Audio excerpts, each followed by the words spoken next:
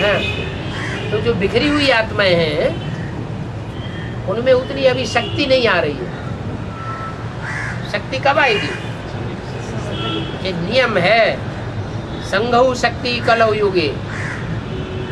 कलयुग में भगवान भी अकेला चना भाड़ नहीं फोड़ सकता, भगवान भी कुछ नहीं कर सकता। कौन सी शक्ति कार्य करेगी? संगठन की शक्ति कार्य करेगी। और संगठन जो होता है, यूनिटी जो होती है, वो प्योरिटी से ही आती है।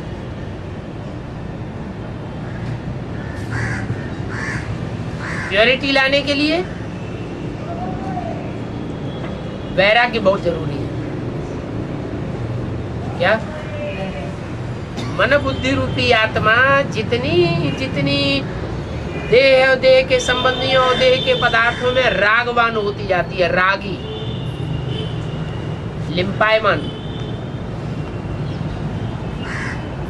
उतनी ज्यादा बिगड़ती है, पतित बनती है।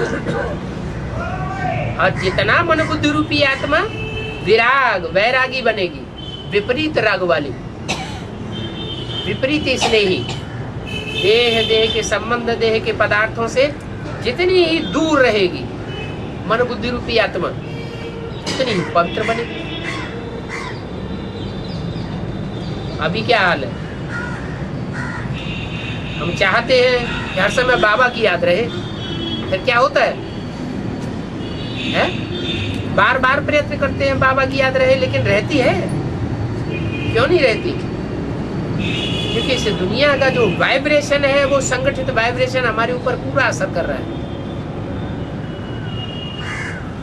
इसलिए वो वैराग की भावना जगेगी, दुनिया के चारों तरफ से थपेड़े लगेंगे, थू थू थू थू दुनिया करे, दुनिया की ग्लानि सहन करनी पड़े, तो दुनिया से वैराग आएगा कि राग आएगा? है? दुनिया से वैराग आ जाएगा। क्यों वैराग आ जाएगा? कि अंदर से हम समझते हैं हम तो सच्चे रास्ते पर हैं। फिर दुनिया भक्ति मार्ग के अंधविश्वास अंधश्रद्धा के रास्तों पर चल रही है और हमको फिर भी ठुकरा रही है।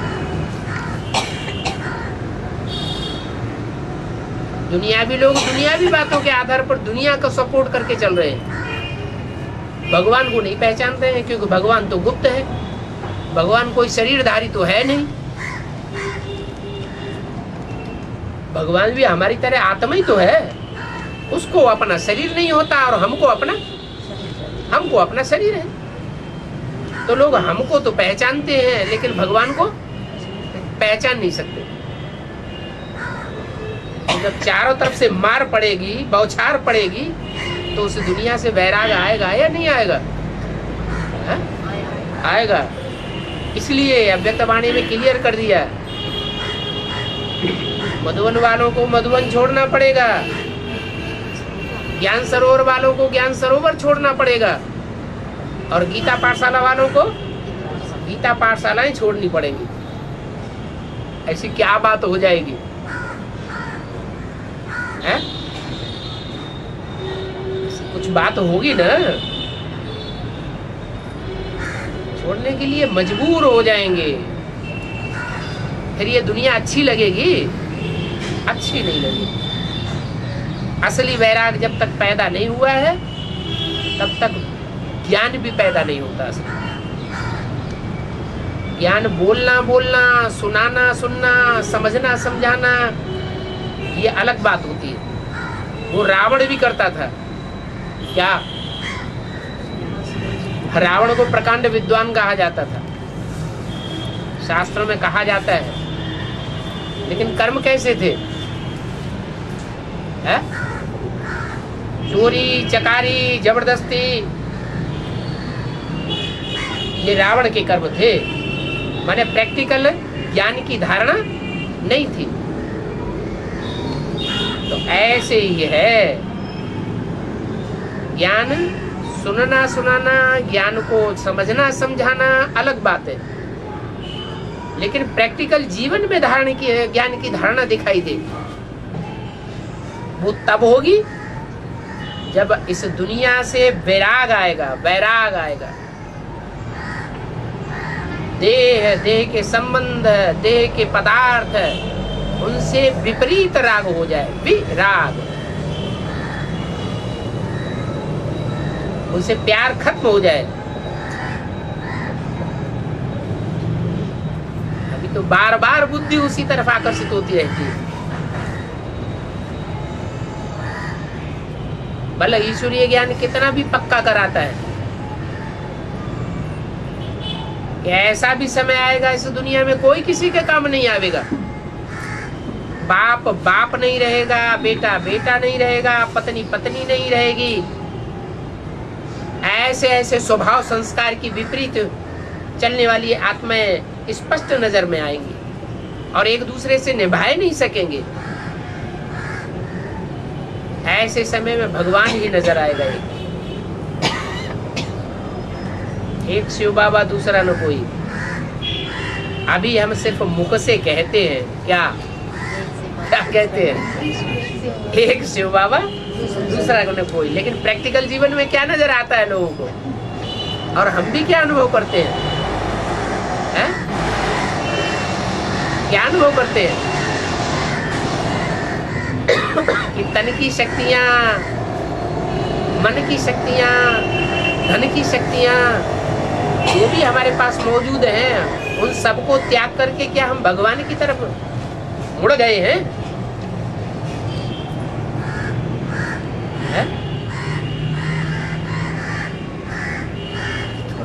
मुड़ गए? नहीं मुड़ गए।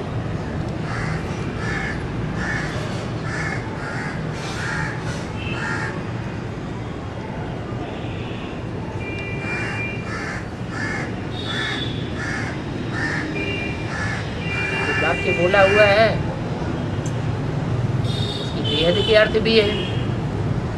मधुबन वालों को मधुबन छोड़ना पड़ेगा, हद का मधुबन भी है और फिर बेहद का मधुबन भी है। हद का मधुबन कौन सा है? हद के ब्राह्मणों के लिए वो कौन सा है? माउंट आबू। उनको वो छोड़ना पड़ेगा। और बेहद का मधुबन कौन सा है?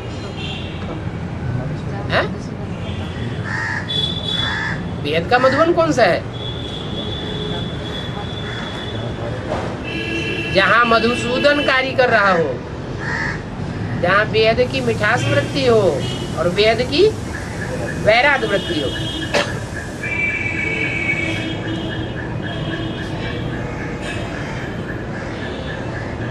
वो बेहद का मधुबन है। उस मधुबन में जो वास करने वाले हैं, चाहे हद का हो चाहे बेहद का हो, उनको मधुबन छोड़ना पड़ेगा।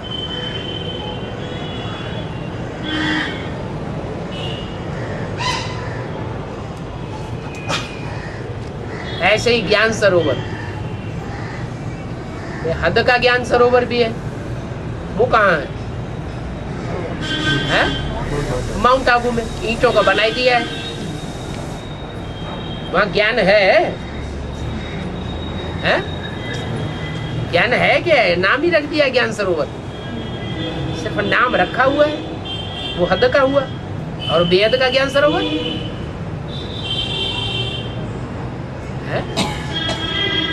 जिनकी बुद्धि में ज्ञान का मनन चिंतन मंथन चलता रहता है और आपस में संगठित भी है नंबरवार पुरुषार्थ अनुसार, वो ज्ञान का सरोवर। मनन चिंतन मंथन की ऊंची स्टेज में रहने वाली आत्माएं नंबरवार देह और देह की दुनिया से परे हैं, लेकिन है नंबरवार। जो बेहद के ज्ञान सरोवर वाले हैं, उनको वो छोड़ना पड़ेगा। हो गया ज्ञान जितना था सो। क्या रह जाएगा? सिर्फ एक शिव बाबा, दूसरा न कोई।